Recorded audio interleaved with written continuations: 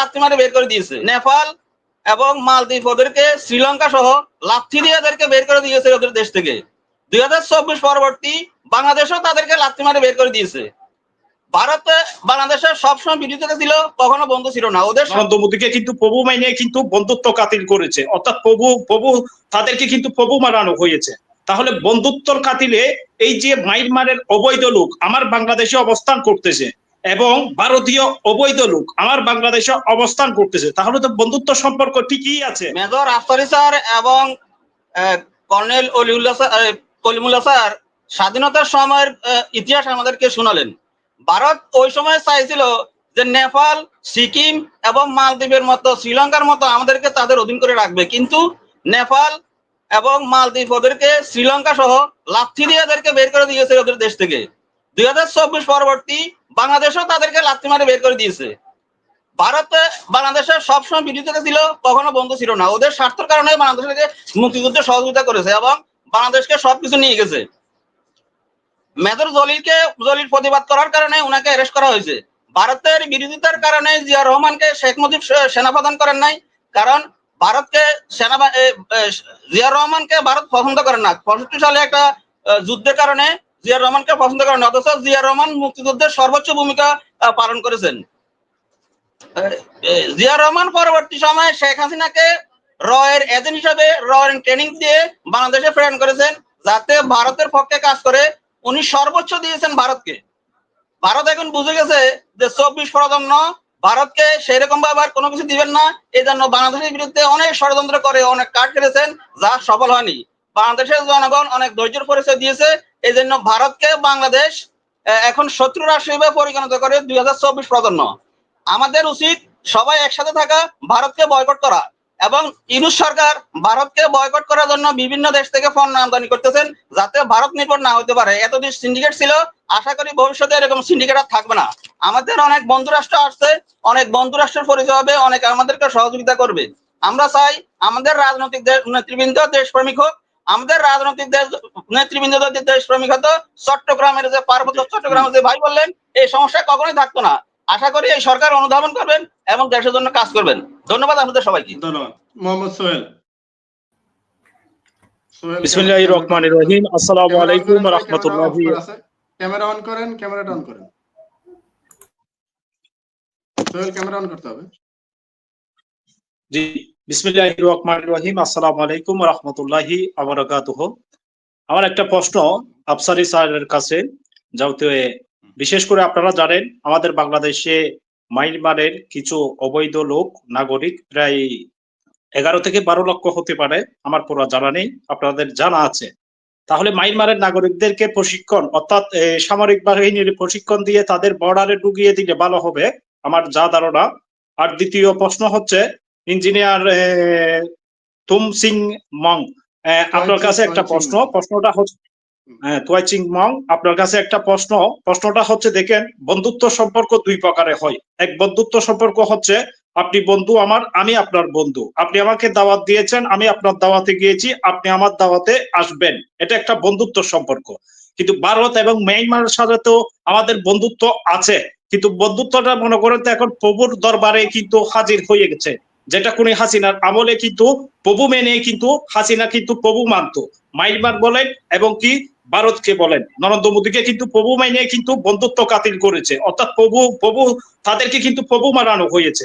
তাহলে বন্ধুত্বর কাতিলে এই যে মায়ানমারের অবৈধ লোক আমার বাংলাদেশে অবস্থান করতেছে এবং ভারতীয় অবৈধ লোক আমার বাংলাদেশে অবস্থান করতেছে, তাহলে তো বন্ধুত্ব সম্পর্ক ঠিকই আছে। তাহলে এই অবৈধ লোকদেরকে সামরিক প্রশিক্ষণ দিয়ে তাদের বর্ডারে ঢুকিয়ে দিলে কেমন দেখা যায়? ধন্যবাদ। জি, ধন্যবাদ। সোহেল উদ্দিন।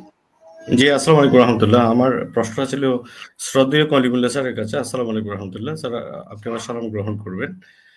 আজ অক্টোবর মাসের 28 তারিখে স্যার আপনার একটা বক্তব্য নিয়ে আমি কথাটা বলবো। চ্যানেলের একটা তৃতীয় মাত্র অনুষ্ঠানে মিস্টার জিল্লুর রহমানের অনুষ্ঠানে আপনি একটা কথা বলেছিলেন, বর্তমানে উপদেষ্টা পরিবেশে চট্টগ্রামের উপদেষ্টারা বেশি আছেন।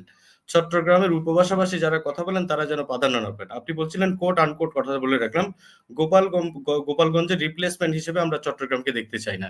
প্রশ্ন হচ্ছে আপনি যে কথাটা বলেছিলেন অক্টোবর মাসের, এটা আসলে এই চট্টগ্রামের যে ভাষাভাষীর যারা মানে উপদেষ্টা আপনি উল্লেখ করেছিলেন, এর মধ্যে কি আদৌ কি আমরা কি গোপালগঞ্জ থেকে আমরা কি চট্টগ্রামের রিপ্লেসমেন্ট দিয়েছি কিনা? ধন্যবাদ। ধন্যবাদ। আমি আসলে চট্টগ্রাম বলতে চট্টগ্রাম বিভাগ বুঝিয়েছি, মানে বিভাগ সেই ব্রাহ্মণবাড়িয়া থেকে শুরু করে টেকনাফ পর্যন্ত। এখন আসলে যে পরিস্থিতির মধ্যে আমরা আছি, বাংলাদেশের আসলে এই সরকারের সরকার না, শুধু বাংলাদেশের সমস্ত রাজনৈতিক দল, বর্তমান সরকার, জনগণ, ছাত্র জনতা সবাই মিলেমিশে আমরা ভারতের যে ষড়যন্ত্র আছে সেটাকে আমরা রুখে দাঁড়াবো। আর মিয়ানমারের জায়গাটা যদি বলি, দেখুন আজকে মিয়ানমারের যে দীর্ঘদিনের সংঘাত যে রয়েছে, মিয়ানমারের আরাকান আর্মি বলেন আর হচ্ছে যারা সরকারে আছে জান্তা সরকার, কেউ বাংলাদেশের পক্ষে না। কারণ এই জান্তা সরকারের আমলে, এই জান্তা সরকারের আগে যে অং সান সুচি ছিল এবং যার সাথে জান্তাদের খুব ভালো দহরম মহরম সম্পর্ক ছিল, সেই আমলেই তো এই রোহিঙ্গাদেরকে নির্যাতন করে বাংলাদেশে পাঠানো হয়েছে।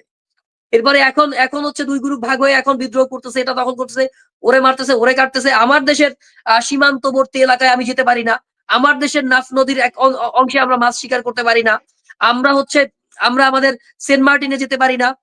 তো এই যে সার্বিক পরিস্থিতি, আসলে এগুলো সরকারকে খুবই কৌশলে ডিল করতে হবে এবং বাংলাদেশের জনগণ আমরা যে ঐক্যবদ্ধ আছি এটা আমাদেরকে প্রমাণ করতে হবে।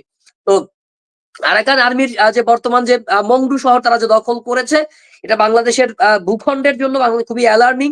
এবং এক ভাই হয়তো না জেনে বা না বুঝে তিনি বলেছেন যে 11 লক্ষ বা 15 লক্ষ সশস্ত্র যারা রোহিঙ্গা আছে তাদেরকে সশস্ত্র করা উচিত বা সেনা ট্রেনিং দেওয়া উচিত। আসলে এটা যে আমাদের জন্য কত বড় ভোগান্তির কারণ হবে যদি এ ধরনের পরিস্থিতি হয়, এবং এটা আন্তর্জাতিক আইন অনুযায়ী এটা করা যায় না এবং করা ঠিকও হবে না। তো সার্বিক দিক বিবেচনায় আসলে আওয়ামী লীগ সরকার আসলে বাংলাদেশকে যে ধরনের পরিস্থিতির মধ্যে ফেলে দিয়ে গেছে, তো এটা আমাদেরকে বহুদিন ভোগাবে এবং আমাদেরকে প্রচুর এটার বিরুদ্ধে প্রচুর লড়াই করতে হবে, প্রচুর সংগ্রাম করতে হবে। এবং ইন্ডিয়ান যে হেজিমনি বাংলাদেশে এক্সিস্টিং আছে, তো এই ইন্ডিয়ান হেজিমনির বিরুদ্ধে হচ্ছে আমাদের কন্টিনিউয়াসলি একটা ফাইট করতে হবে। এবং এই ফাইট আমরা যত দীর্ঘ হবে আমাদের জন্য যেমন ক্ষতিকর, ভারতের জন্য ক্ষতিকর। এবং ভারতকে প্রথমত হচ্ছে ভারতকে দেখতে হবে, বাংলাদেশকে একটা স্বাধীন সার্বভৌম রাষ্ট্র হিসেবে দেখতে হবে। এবং বাংলাদেশের সাথে যদি তারা বন্ধুত্বপূর্ণ সম্পর্ক চায় তাহলে চুক্তির ভিত্তিতে, সুনির্দিষ্ট চুক্তির ভিত্তিতে সম্পর্ক হবে। বাংলাদেশের জনগণের সাথে ভারতের জনগণের সাথে বন্ধুত্বপূর্ণ সম্পর্ক হতে পারে সুনির্দিষ্ট চুক্তির ভিত্তিতে। কেউ হচ্ছে মালিক এবং কেউ হচ্ছে গোলাম, কেউ দাস। এই ধরনের সম্পর্ক আসলে হতে পারে না, স্বামী স্ত্রীর সম্পর্ক হতে পারে না। ভারতকে স্বীকৃতি দিতে হবে যে বাংলাদেশ একটা স্বাধীন সার্বভৌম রাষ্ট্র, বাংলাদেশ তার ভোটিং পলিসি ঠিক করবে, বাংলাদেশ তার ইন্টারন্যাশনাল পলিসি ঠিক করবে, বাংলাদেশের জনগণ ডিসাইড করবে বাংলাদেশের রাষ্ট্র ক্ষমতায় কে আসবে, ইন্ডিয়া ডিসাইড করে দিবে না। তো এই বিষয়গুলো যদি ইন্ডিয়া একটা ভালো সিদ্ধান্তে আসতে পারে এবং শেখ হাসিনার বিষয়ে যদি সুস্পষ্ট একটা মেসেজ বা বার্তা দিতে পারে, এবং শেখ হাসিনাকে যখনই বাংলাদেশ ভারতের কাছে রিটার্ন চাবে বা ফেরত চাইবে সাথে সাথে যদি তা ফেরত দিতে পারে, তাহলে হয়তো ভারতের সাথে একটা ভালো সম্পর্ক হওয়া সম্ভব। এবং সম্পর্ক যদি হয় তাহলে বাংলাদেশের যে আইন শৃঙ্খলা পরিস্থিতি সেটাও হচ্ছে স্বাভাবিক হবে। এবং মিয়ানমারের বর্তমান যে পরিস্থিতি আছে, তো এই বিষয়গুলো আসলে আমাদের জন্য ডিল করা অনেক বেশি ইজি হবে। কারণ মিয়ানমারের সাথে আমাদের প্রায় যে অংশটা দখল করেছে সেখানে প্রায় 270 কিলোমিটারের একটা দীর্ঘ বর্ডার রয়েছে। তো সবকিছু মিলিয়ে আসলে এখানে সরকারেরও যেমন কৌশল নিতে হবে, ভারত এবং মিয়ানমারকেও বুঝতে হবে যে বাংলাদেশ একটা স্বাধীন সার্বভৌম রাষ্ট্র। সুতরাং এখানে বাংলাদেশের দিকে কেউ যদি চোখ তুলে তাকায় এর পরিণাম খুব ভয়াবহ হবে। কারণ আমরা বিশ্বাস করি বাংলাদেশের 16 কোটি মানুষ অতীতের মুক্তিযুদ্ধের সময় কি করেছে আমি জানি না, বাট এখন এই যে তরুণ প্রজন্ম আছে, এই 16 কোটি মানুষের মধ্যে 1-2 কোটি মানুষ always ready to fight for the nation. এবং তারা বেশি দিন ট্রেনিংও লাগবে না, তারা যুদ্ধের জন্য প্রস্তুত যদি বাংলাদেশের বিরুদ্ধে কেউ খেলতে আসে। ধন্যবাদ। জি, ধন্যবাদ।